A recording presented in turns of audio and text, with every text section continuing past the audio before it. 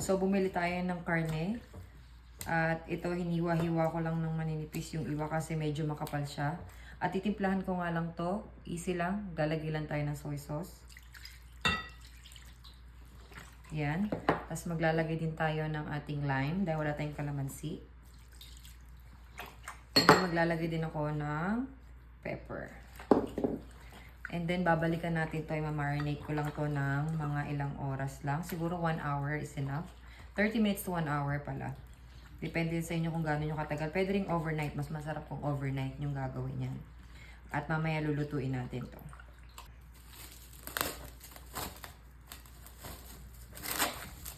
So, ayan. Ito na ang ating marinated na pork chop. At mamaya lulutuin na natin to. Okay?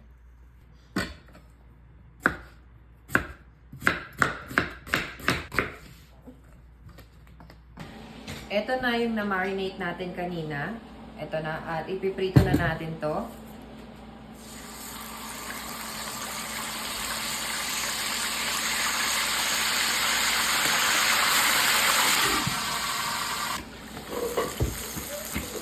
So, yung ganitong klase, pwede na itong ganito, guys.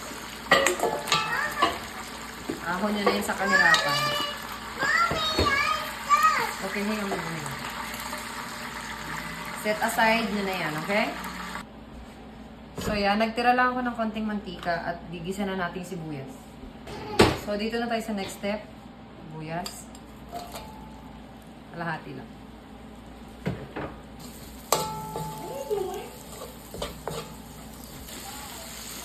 So, yan. Nakaramelize nyo lang yung onion nyo.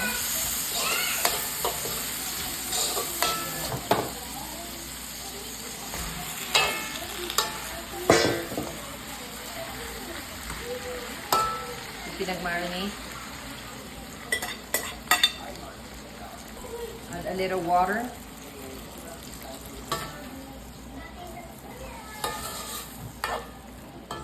Takpan. So now we'll check. It's a little bit.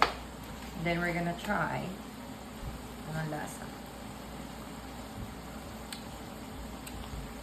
Add some boiled eggs.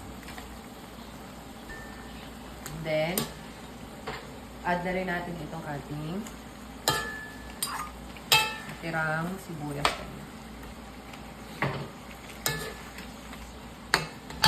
Okay na to. Kain na tayo.